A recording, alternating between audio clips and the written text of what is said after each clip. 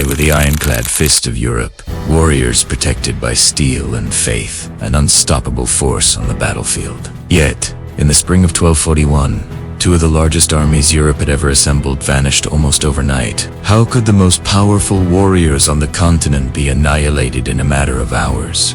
In the early 13th century, the Mongol Empire, forged by Genghis Khan, was the largest land empire the world had ever known. After his death, son Genghis Khan continued the relentless expansion.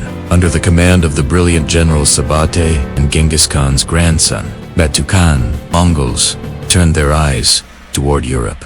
This wasn't just a raid. It was a meticulously planned invasion intended to absorb the continent. The Mongol forces that entered Europe were a storm of disciplined, battle-hardened veterans who had conquered vast territories in Asia and Rus. For the fragmented kingdoms of Europe, this was a clash with an enemy who could not comprehend a force that moved faster, fought differently, and communicated with chilling efficiency. The Mongol plan was a masterclass in strategy, designed to crush any potential resistance before it could unite. They split their forces into multiple armies, creating a wide front that prevented European kingdoms from helping one another. The northern force, numbering up to 20,000 horsemen, was a diversion.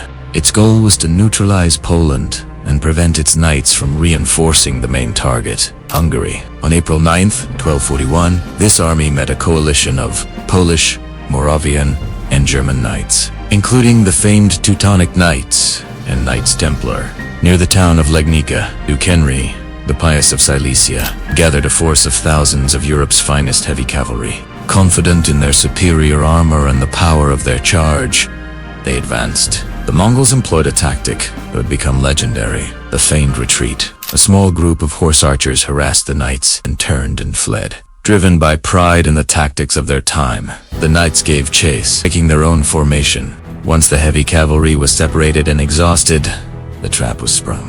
Hidden Mongol forces emerged, surrounding the knights and showering them with arrows from composite bows, outranged their European counterparts. The European army was systematically dismantled. Just 2 days later, main event unfolded hundreds of kilometers to the south. The primary Mongol army, commanded by Batu Khan and Subutai, reached the Sahu River in Hungary. On the opposite bank was King Belafor of Hungary with a massive army, estimated by some sources to be as large as 100,000 men, camped in a fortified wagon circle. The Hungarians successfully defended the only bridge across the river during the night, repelling the initial Mongol assault and inflicting heavy casualties. Believing they had secured a victory, returned to their camp to celebrate. But the Mongol General Subutai was just getting started. He took a large part of the army north to build a hidden pontoon bridge and cross the river undetected. At dawn, Subutai's forces slammed into the rear of the Hungarian camp, while Batu Khan's army, now equipped with stone throwers, launched a frontal assault across the bridge. Panic erupted. The Mongols surrounded the camp, using catapults to launch incendiary projectiles and explosives, setting tents ablaze. Then, the Mongols did something strange. They intentionally left a gap in their lines. It was a calculated psychological trap. Seeing a route of escape, the demoralized Hungarian soldiers fled through it. But the gap led them directly into a swampy area where the Mongol horse archers were waiting. For hours, the Mongols pursued and eliminated the fleeing soldiers. The Hungarian army was not just defeated, it was annihilated. The accounts of these battles come from multiple sources, written by those who witnessed the aftermath. The devastation at Legnica was so complete, Mongol warriors reportedly cut an ear from each fallen enemy, filling 9 sacks. Document: letter from the master of the French Templars to King Louis IX. For the Battle of Mohi, letters from King Belafor himself described the catastrophic loss. European chroniclers, like Thomas of Split, recorded the great slaughter and the complete destruction of the royal army. Mongol military operations were also recorded in sources like The Secret History of the Mongols, which, while not detailing every battle, confirms the strategic goals of the European campaign. While precise numbers are debated by historians, contemporary reports speak of staggering losses. At Legnica, estimates range from 2,000 to nearly 40,000 for the European forces, with the army being effectively wiped out. At Mohi, some sources claim up to 60,000 Hungarian soldiers were lost. The title of this documentary uses the figure 50,000 European knights, which captures the scale of the disaster but requires clarification. This number is a symbolic representation of the total professional military force.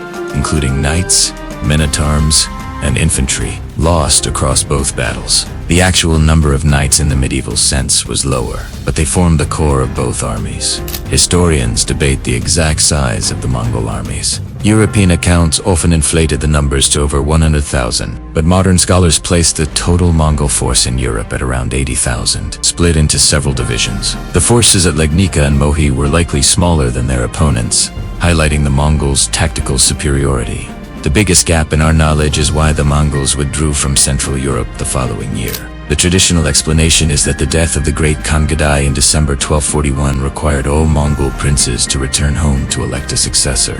However, recent research suggests other factors, including an unusually wet spring in 1242 that turned the Hungarian plains into marshland, hindering the mobility of the Mongol cavalry and their horses. The aftermath of the battles was a period of immense suffering. With its army destroyed, Hungary was left defenseless. For the next year, Mongol forces ravaged the countryside, systematically depopulating vast regions according to reports. Nearly half of the inhabited places in Hungary were destroyed, and a significant portion of the population perished. The psychological shock across Europe was profound. For many, the Mongols were a divine punishment, the horsemen of the devil from the Book of Revelation. The fear was so great that fishermen on the North Sea reportedly stopped going to sea, disrupting trade in England. This was not just a military defeat. It was the terrifying arrival of a new world order. These battles were a brutal lesson in the evolution of warfare. European knights were like powerful battleships, heavily armored, devastating in a head-on charge, but slow and inflexible. The Mongol army, in contrast, like a fleet of aircraft carriers. Their horse archers were the fighter planes, striking from a distance with speed and precision, refusing to engage in a close-quarters fight until the enemy was broken and disorganized. The Mongol success was built on discipline, mobility, intelligence gathering, and coordinated command principles that are still central to military strategy today. They demonstrated that superior tactics and strategy could overcome superior numbers and armor. Europe's military leaders were forced to adapt, leading to changes in fortification, design, and battlefield strategy that would shape the continent for centuries. In just 3 days, two of Europe's proudest armies were shattered by a force they did not understand. We know the Mongols' brilliant strategy led to their victories at Legnica and Mohi. We are less certain about the exact reasons for their sudden withdrawal from the heart of Europe. This decision left a scar on the continent's memory and a lingering question: what would have happened if they had stayed? If Gudai Khan had not died, or if the climate had been more favorable, the Mongol invasion of Europe would almost certainly have continued. High confidence, the Mongols would have pushed further into the Holy Roman Empire. With the armies of Poland and Hungary destroyed, there was no major force standing between them and the plains of Germany. Medium confidence, Mongol forces could have reached the Atlantic. General Subutai reportedly had a plan to conquer the continent, and without a unified European response, it is plausible they could have swept through France and the Iberian Peninsula. Low confidence, Mongols would have permanently occupied and integrated Central Europe into their empire. While their military was capable of conquest, holding such a densely populated and fortified region so far from their capital would have presented immense logistical challenges. The events of April 1241 serve as a stark reminder that history is often shaped by the collision of worlds operating on entirely different rules. The fall of Europe's knights was not just a military loss, it was the violent end of an era. If you found this exploration of military strategy compelling, we recommend our next video, The Mongol General Who Conquered More Land Than Alexander the Great.